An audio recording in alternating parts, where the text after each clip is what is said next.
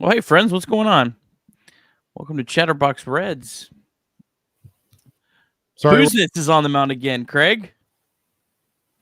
Oh, Craig's done. Great show, Craig. Did you know Alan Buznitz is on the Major League roster? Yeah, he survived another day. Can you believe it? Shout out, Mr. Buznitz. Oh, come on, Alan. I had the box score recap all written, ready to go already.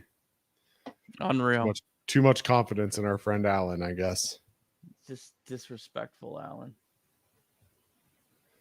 Oh, one more.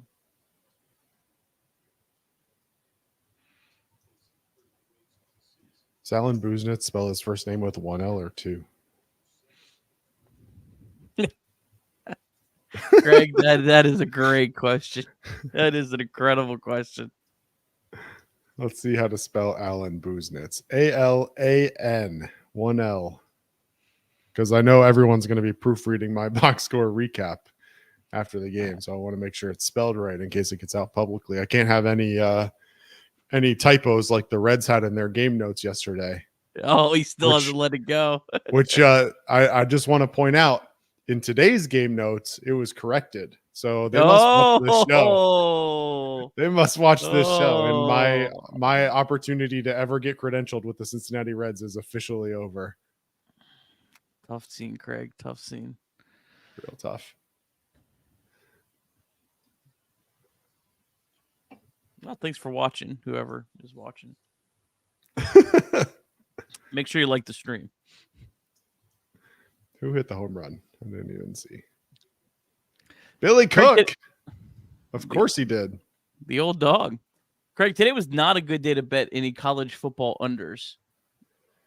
Yo, I mean, that James Madison, North Carolina score was like 53-21 after 3 quarters.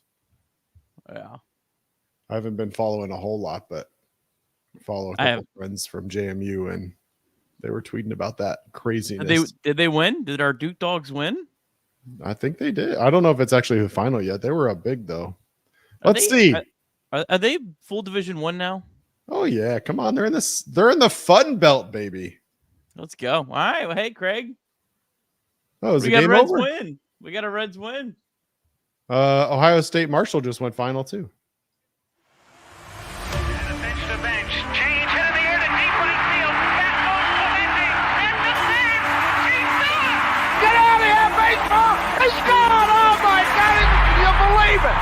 Johnny Bench has tied it up. The Cincinnati Reds win the World Series in 4 straight. It was a sweep. In the dirt, it's Ohio Pitt. Here comes Boston. The Reds win the pennant. Larkins won the game. That ball is fair. Cincinnati's ahead. 2 games to none. Welcome Joe Randa to Cincinnati. Adam Dunn has done it again. Benzinger backing and calling. And the 1990 World Championship belongs to the Cincinnati Reds. Marty, yes. This is Adam from Milwaukee. Hey, Adam, how you doing? I'm good. How are you? Good. Do you think Scott Hatterberg's a good player? Dunn up there with the bases loaded, the outfield deep and around toward right, and the 1-0 on the way to the plate. Swung on, long drive, right field, and this one belongs to the Reds. And a high drive. Hit back into deep right field. Junior has just knocked the door down to the 500 club. Benson's first home run is a walk-off winner. That ball had a family. And De La Cruz is, oh my goodness, look at this kid run. My, oh my, that is a triple. Matt McClain's first big league bomb. Spencer Steer's first big league hit is a home run to straightaway center field. Joey Votto's done it again. The pitch. Votto swings high in the air. Right field. Yes! He pointed to the dugout to say, I told you. That is Joey Votto's 315th career go-ahead ribby. Only Johnny Bench had more as a Red. And I can't tell you how much it means to play in front of everyone here in Cincinnati as a Red. What a gift. What a tremendous gift. So thank you. Thank you. I think I can speak for all of Reds country. Joey Votto, thank you. High drive, left center field, racing back to the Laurent Bourgeois. The Reds are National League Central Division champions. In the air, left center field. Did he? He did! He did!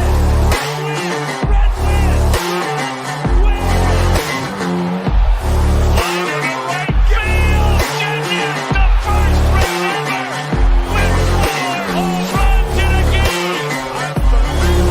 Can you believe it?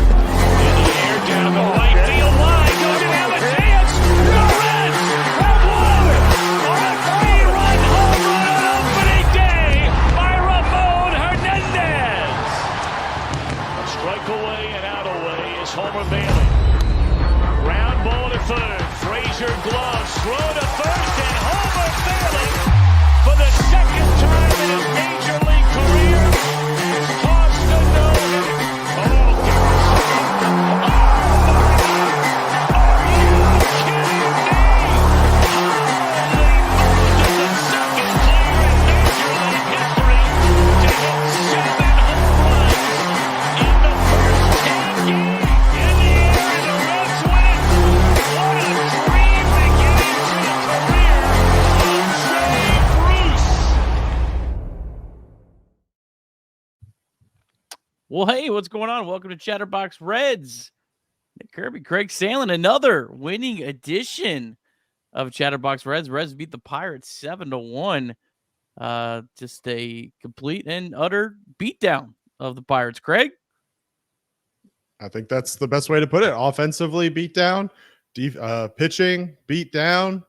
Just all around real good win for the old Red Legs. Back to back, really quality games for these Reds. Really hitting their stride when it matters the most, Nick.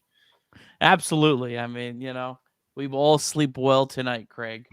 Well, there's a lot going on this Saturday, Craig. So let's just go and jump right smack dab in to the old box score recap if you are ready and raring to go. I couldn't be more ready. Your box score recap, as always, brought to our good friend Nicholas Kirby. Reds and Pirates back at it for a Saturday matinee. A solid pitching matchup was the storyline coming in as Rhett Lowder was on the bump for the Reds, facing off with rookie phenom Jared Jones and the Pittsburgh Pirates. The Reds struck first in this one. Elly De La Cruz tallied a 2-out double in the bottom of the third. Tyler Stephenson continued his hot streak with an RBI single to right field, and then Ty France sent a hanging breaking ball off the batter's eye in center field to give the Reds a 3-0 lead.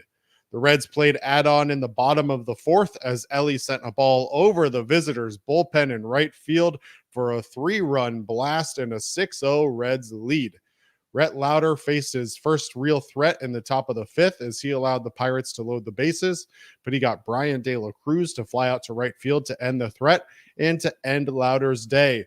Lowder in his fifth major league start goes 5 innings pitched, sprinkling 5 singles and 2 walks to go with his 4 strikeouts on the day. He lowers his major league ERA to 1.40 in those 5 starts. De La Cruz would add an RBI single in the bottom of the 6th to make it 7-0. Buck Farmer throws a scoreless 6th. Justin Wilson a scoreless 7th. Yasver Zulueta a scoreless 8th. And then Alan Bouznes had to allow a solo home run in the top of the 9th to Billy Cook, and the Pirates avoid the shutout. Reds win, though. 7-1 is your final.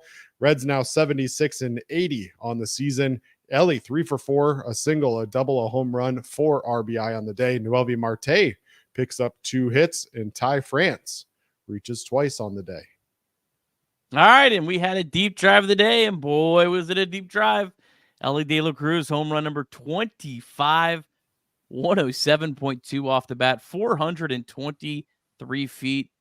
Kind of home run that'll make Jared Jones reconsider his life choices on this Saturday. And as always, our deep drive of the day sponsored by Deep South Commodities. DSC is a leader in renewable commodities for biofuel production, specializing in used cooking oil collection, aggregation, and sales. Visit www.deepsouthcommodities.com for more information. Thanks as always to our friends at DSC. All right, Craig, I'm going to have you guess. Where am I going first on this day? Well, I think today it probably makes sense to go ahead and start with our friend Rhett Lowder, would be my guess. That was where I was going. It's where I was All right. going. All right, good. Again, we already, like, we'll talk about Elly, but, like, we know Ellie's great. We know Ellie's What great. more can you say? Yeah. But Rhett Lowder, this is one of the more interesting storylines that we've been following this last month of the season. And Lowder just keeps delivering. I mean, this has been incredible to watch. And I know the Pirates suck. Like, that lineup's not good, but still, it's still better than the lineups he saw in Chattanooga. That's for sure. Probably better than most of the lineups at Louisville. I won't say all of them. I know that Cleveland AAA lineup's pretty good. But no, I mean, look, Rhett Lowder's just absolutely, I think, solidified himself as a guy that going into the season, he's on your opening day rotation, right? It has to be that way at this point, unless he somehow comes to camp and has a terrible spring, but it's hard to imagine Rhett Lowder is going to have a terrible spring. Yeah, I mean, that's just not the way he pitches. I feel like, he pitches in a way that keeps guys off balance, and certainly it's been showing in his first 5 starts. I mean, the thing that stands out to me after 5 starts is that he's yet to give up a home run on the season. I mean, that's pretty incredible for 5 games starting in your major league career. No home runs yet. I mean, that's certainly something that stands out. Did give up a few more hard hit balls today than normal, but again, it ends up with 5 singles on the day. I mean, didn't even give up a whole lot of much of a threat outside of his last inning. I mean, it just feels like he's solidified that, and I'm very surprised if he wasn't, certainly in the rotation on opening day, if not, in the opening series for these Redlegs. Yeah, to your point about the hard hit balls, Craig, of the hard hit balls, 1, 2, 3, 4 of them had a launch angle of 10 or low, a couple of them in the negative. So those kind of hard hit balls aren't going to do a whole lot of damage. And when we were talking about Rhett Lowder last night, I was looking at his stat line and I saw that 0 home run, but I did not bring it up. I did not. I kept my mouth shut. You're welcome, Reds fans. I kept my mouth shut. I was like, I'm not bringing it up. I'm not jinxing Rhett. But it's really incredible. This guy pitches a Great America Ballpark and has yet to allow a home run. Well, I think one of the things that works in his favor is he's got 4 pitches and he throws all of them regularly. I mean, batters aren't able to really square up on him because he doesn't rely on a single pitch to be his go-to pitch time and time again. So they don't have a chance to really just sit there and hit it. I mean, today he threw his slider 31% of the time, and that was his go-to pitch. His least thrown pitch was his changeup, and he still threw that 17% of the time. Like, major league hitters, whether we like it or not, and we talked about it with the Reds and their inability to hit pitchers that change it up and throw multiple pitches. Rhett Lowder is doing exactly what the Reds have struggled with this year.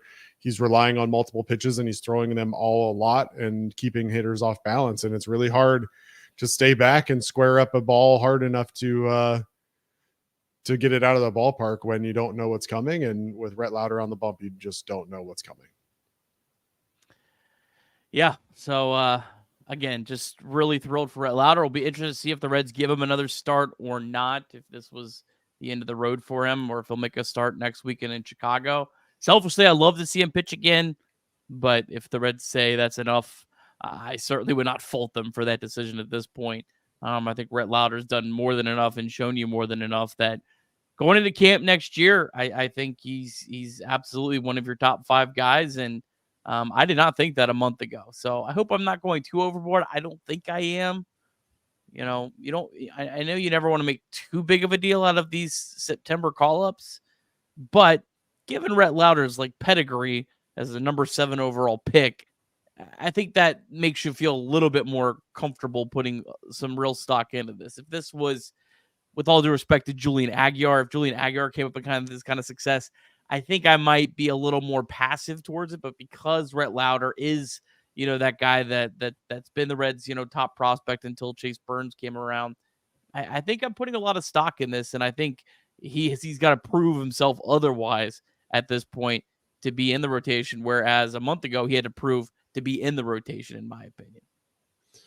Yeah, I think when they called him up, it was I think we talked about this at the time. I don't even think when they called him up, it was much of an audition. I think it was literally, hey, we need someone to come up and eat innings at the end of this year. You know, we didn't plan on you coming up, but you know, we need you. And it wasn't necessarily hey, let's come see what he's got. Let's see if he can compete at the major leagues or, you know, where he's at. I think it was literally just, hey, we need you. And now it's turned into oh shoot, we might need you. And, you know, that conversation has changed a lot. And, you know, you bring it up, I tweeted it out. I don't know that I would throw him in Chicago next weekend or not. You've got an opportunity. You could realistically go Martinez, Green, and Lowder in that Cubs series. I don't know if it matters. I don't know. We'll see what the Reds decide to do. I think the smart thing to do would be wrap it up here, end on a high note. You have 2 off days this upcoming week. You can do bullpen games if you have to.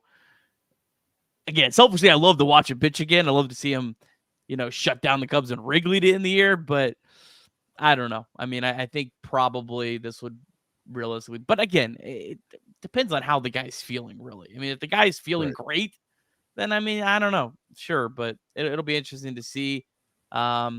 Just a fascinating year for Rhett Lowder, because I remember going into spring training, we all thought he had a chance to be in the big leagues this year and contribute. We thought, you know, like he could not be Paul Skeens by any means, but, you know, Paul Skeens was in the Pirates rotation in May.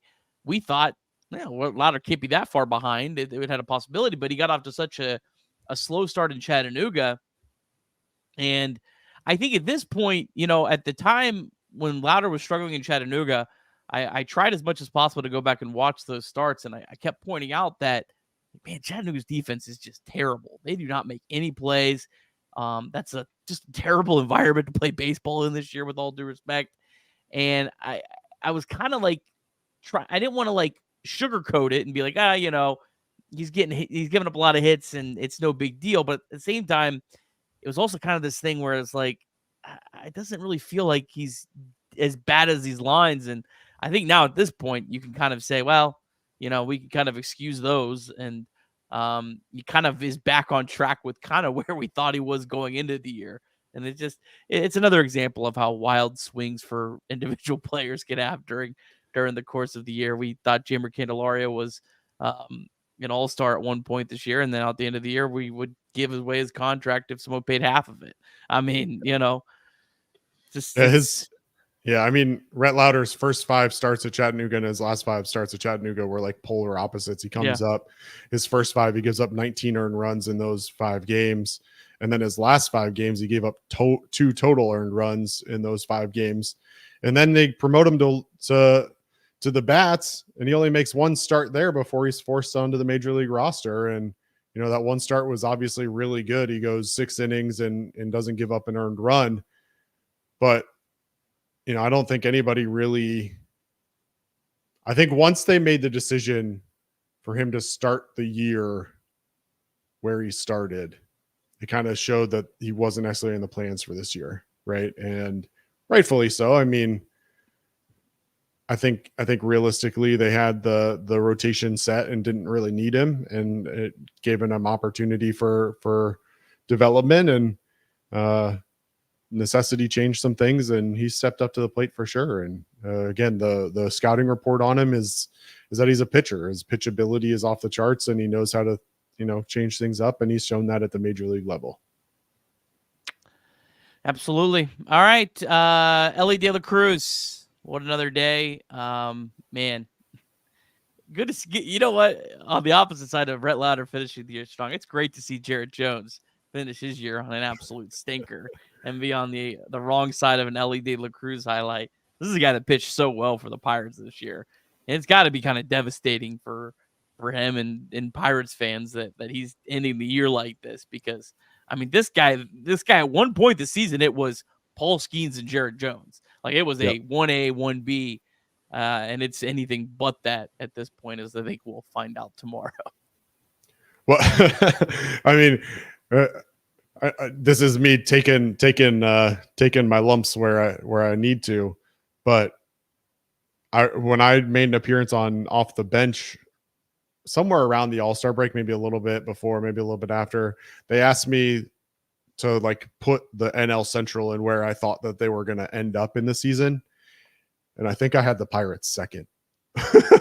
And it was largely because of Skeens and Jones. And, and maybe it was right around the trade deadline. They had been buyers, not 100% sure. But clearly I was wrong. Jones goes on the injured list, misses several games. He's now 1-2 since coming back with an ERA that is beyond my calculations really quickly. It came into today 5.06, and then he adds 7 runs today. So nonetheless, what was expected to be really exciting kind of pitching 1-2 punch. Jared Jones faltered a little bit, but we'll talk about it later. Paul Skeens, on the other hand, has not, and we'll have a real fun matchup tomorrow. But to your point, Elly De La Cruz, I mean,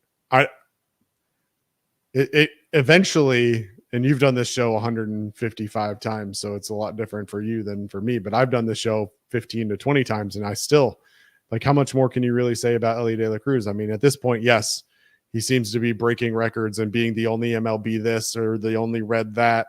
I mean, today, his home run in the 4th, he's the 3rd Red all time with 25 homers and 65 steals in a single season. He joins Eric Davis and Joe Morgan on that list. And then the same numbers, 25 home runs and 65 steals in a single season.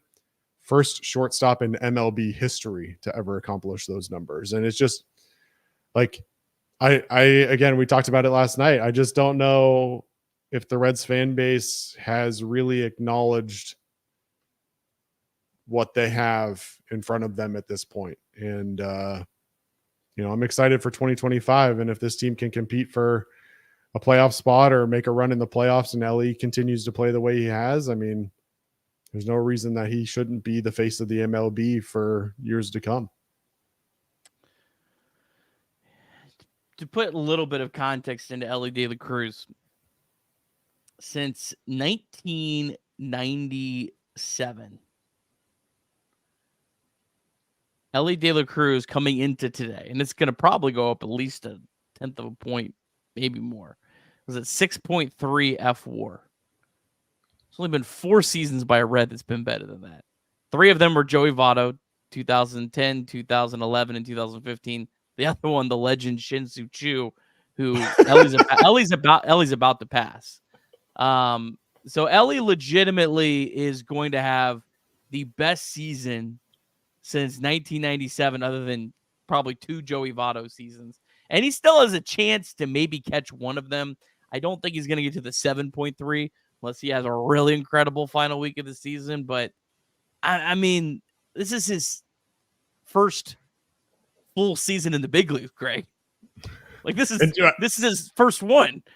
Well, to be fair, I think the Reds fans underappreciated Joey Votto during his career here too. So, it doesn't necessarily surprise me that maybe he's being underappreciated. But yeah, to your point, I mean, it's first season and he's already setting all these records. I mean, I just hope that it doesn't go the way of Shohei Ohtani, where, and I'm not talking about him going to the Dodgers or whatever, but like Shohei Ohtani has been a talent like this almost his entire career, but he was with the Angels. And so he was underappreciated by the MLB and by the fans because he was with the Angels. And so, look, the Reds is supposed to be a baseball town, and Cincinnati's supposed to be a baseball town.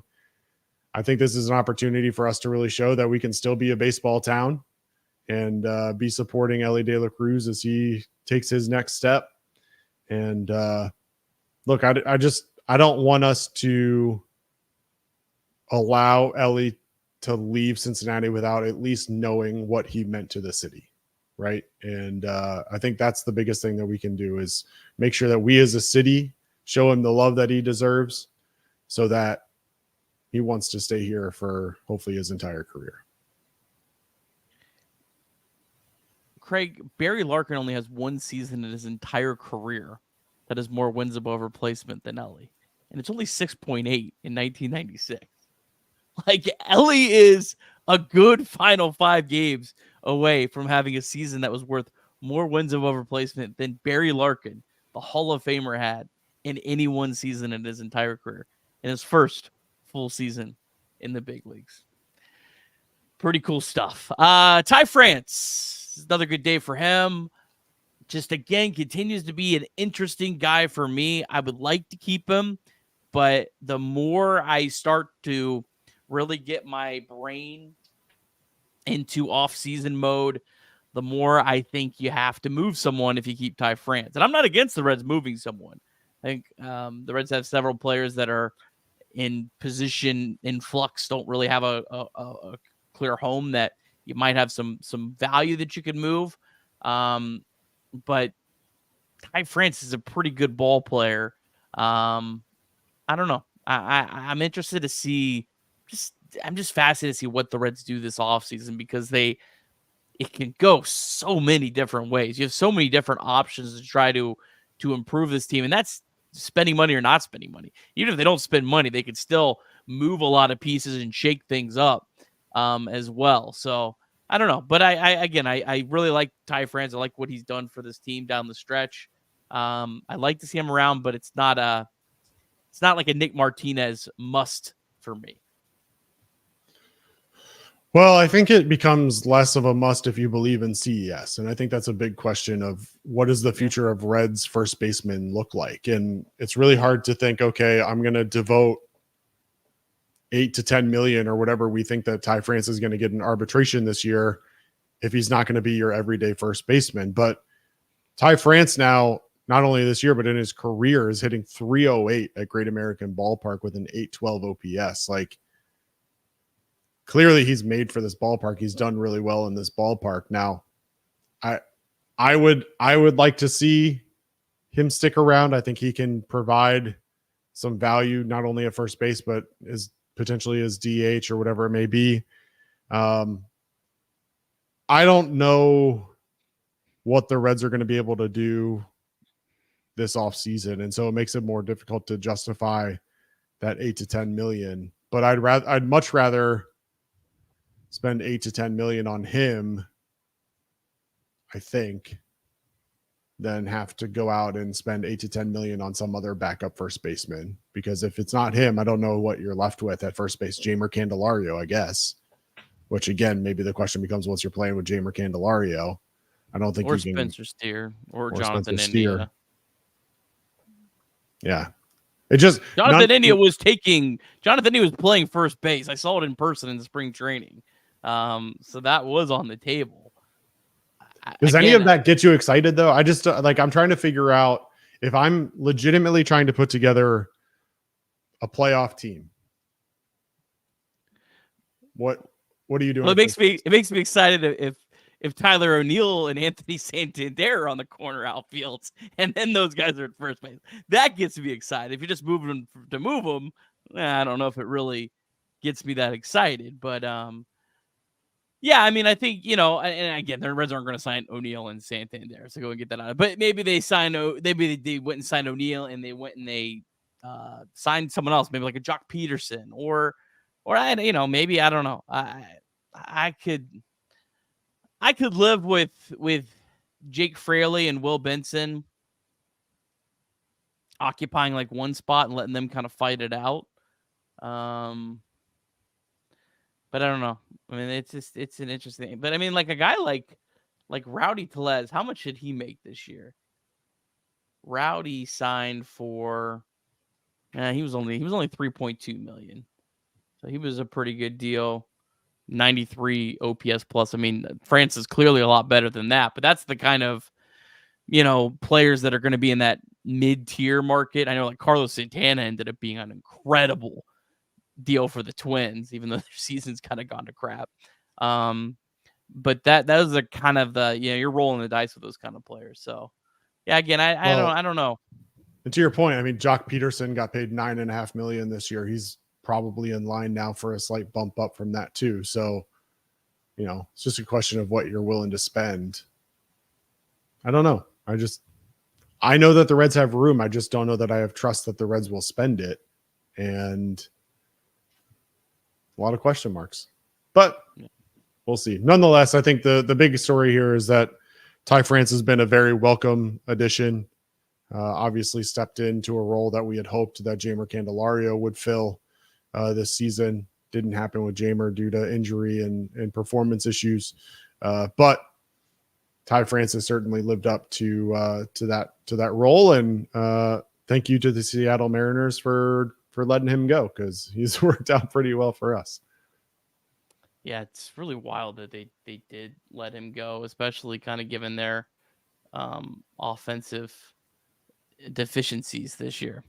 All right, Craig, well, let's take a quick second to talk about the Game Time app, because you know what? There's only one more home game for you to get down to Great American Ballpark, and we'll talk about it in a minute. It's a really great pitching matchups.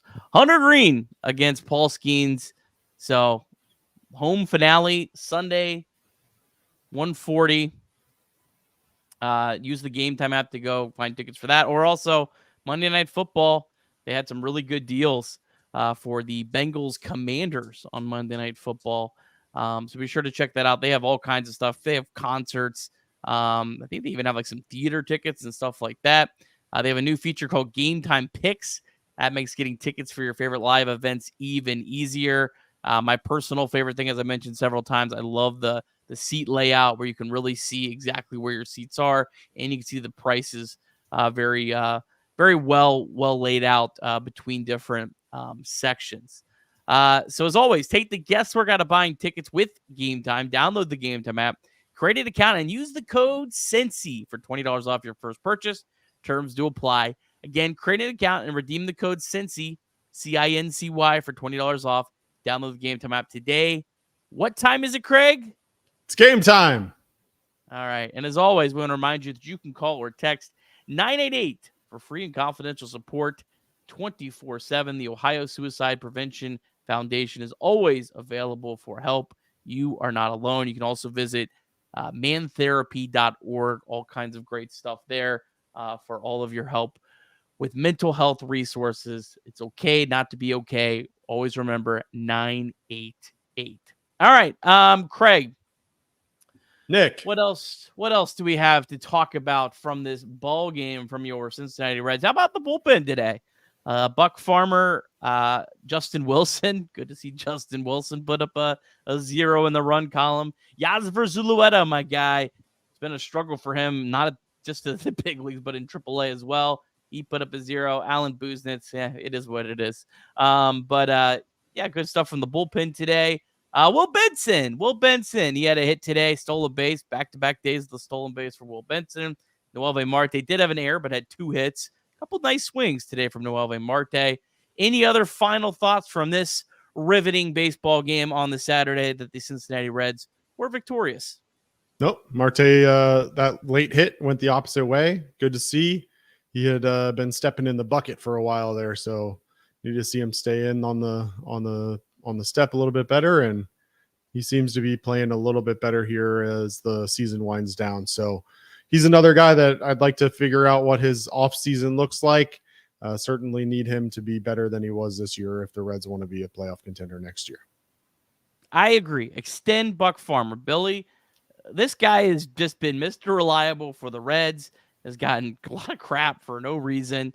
Been a solid pitcher, takes the ball whenever, will go multiple innings. Seems to like it here. I mean, he's re-signed several short-term deals with the Reds, so extend Buck Farmer. Let's go.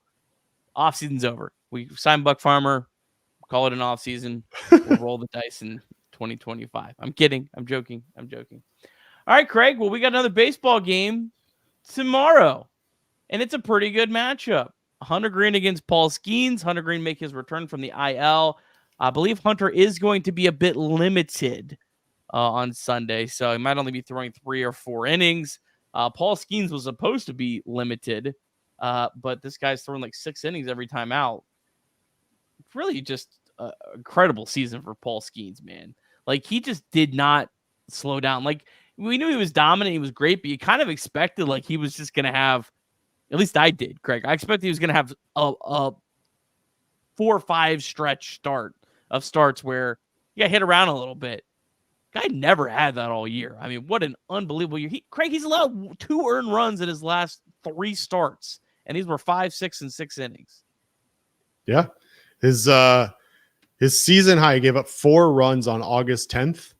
And in his last 6 starts since then, he's got a 1.59 ERA, 34 innings pitched, only 6 earned runs in those last 6 starts. He's got the lowest ERA in all of MLB since he joined the majors on May 11th. A 2.07 ERA is absolutely insane. Last time out, 1 run in 6 innings. Pirates lost 4-0 to the St. Louis Cardinals on Monday. But yeah, I mean, 2 of his 3 losses this year have come to the Cardinals, which is interesting. Hunter Green on the other side. This is good to see, Nick. And I know that he's only going to get, 3 or 4 innings maybe. We'll see if he throws back out next weekend. I assume he'll get another start against Chicago, try and stretch back out. He was on fire, Nick, before he got hurt. His last 7 starts, 4-0 with a 0.98 ERA in 7 quality starts. I mean, he was absolutely on fire during our All-Star break special, Nick. You asked for a bold prediction, and my bold prediction was that Hunter Green was going to finish top 5 in the Cy Young, and I firmly believe that had he not gotten injured, he absolutely would have done that. Would've. And so, it's good to see him back. Really weird circumstances around him missing time. Just quote unquote bumped his elbow and missed a month. And nonetheless, excited for him to get back on the mound. This should be a really good matchup.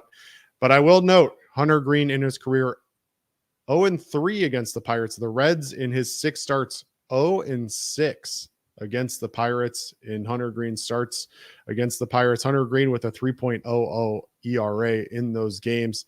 33 innings, only 11 earned runs. So should be a good one. Another low scoring matchup. And I'm excited to see it. Career ERA in the low 3s, and the Reds are 0-6. 0-6 with an ERA of 3.00. Oh, even 3. Even 3. Yep. And the Reds are 0-6 in those games. 0-1, 1-4, 4-5, 0-2, 0-1, 5-9.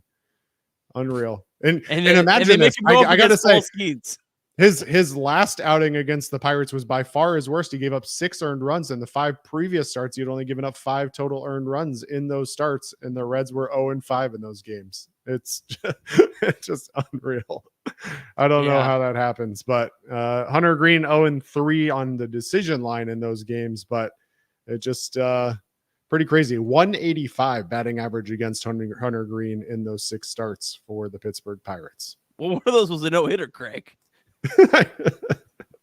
One of those was a no-hitter they lost. 7 1/3 no-hit ball. He gave up 1 earned run, and he picks up the loss in that game. Oh, he actually gave up an earned run. He got charged for an earned run after he left. Yeah, he had 5 walks. Jeez. Yep. Oh, man. So that was a rough one.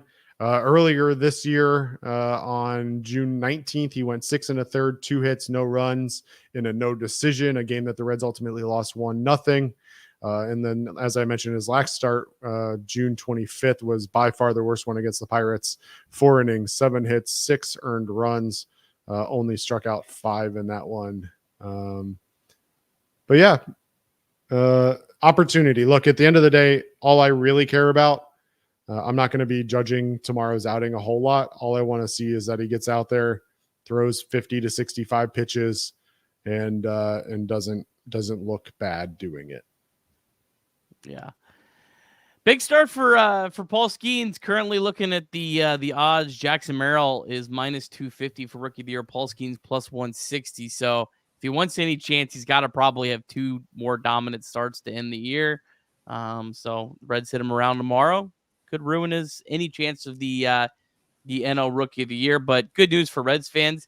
He is for sure going to finish in the top 2, and the Pirates are going to lose a year of service time because of that, because it was not on the opening day roster. So you hate to see that. But Craig, the Reds bullpen should be pretty well rested behind Green. So if this is, if Green goes 4 innings, we got a 0-0 game. Diaz, Pagan, and Cruz have not pitched since Tuesday. Santillan hasn't pitched since Wednesday. Buck Farmer today was the first time he had pitched since Tuesday. So should have a pretty well-rested pen behind him if it is a close game, and hopefully they can bring it home, sweep the Pirates. That'd be kind of nice, Craig. Yep. Paul Skeens only 1 run in 12 innings against the Reds this year, so it'll be a pitcher's duel hopefully, and the Reds are definitely due. I got one more for you before I let you go, Nick. Non-Reds related. Are you ready for this? I am ready. Did you see the story from the Nationals today? Yes. The Nationals have demoted all-star CJ Abrams. Why? Because 2 nights ago, he was spotted out at 8 a.m. at the Bally Casino in Chicago before their 1 p.m. game. Nats GM and Prez says, not on my watch.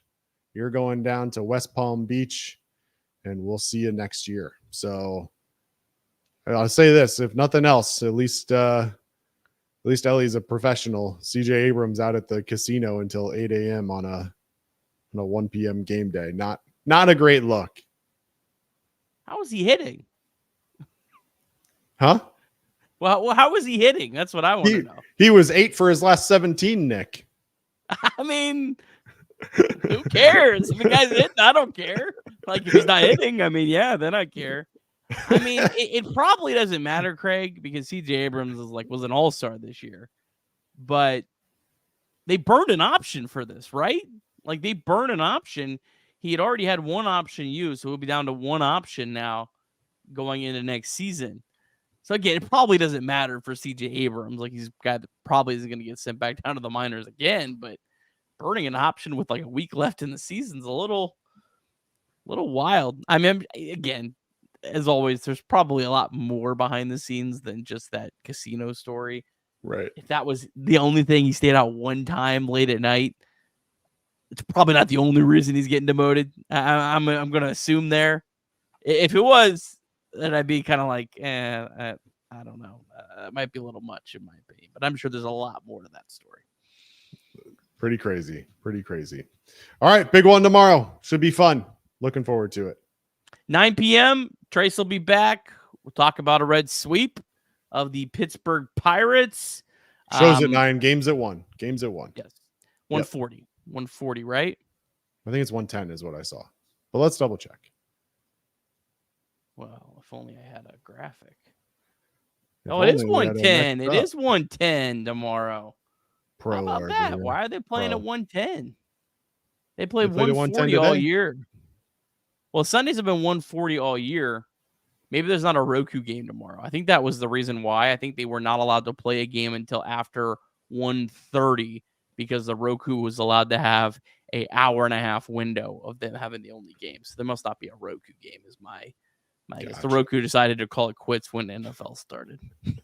Probably a good move for the old Roku. I like the Roku games. I thought it was great. Thought it was a wonderful thing that people that don't watch baseball all year would get to watch a game. I liked it. I thought it was a cool idea. I thought it was one of the better ideas that baseball's had, to be honest.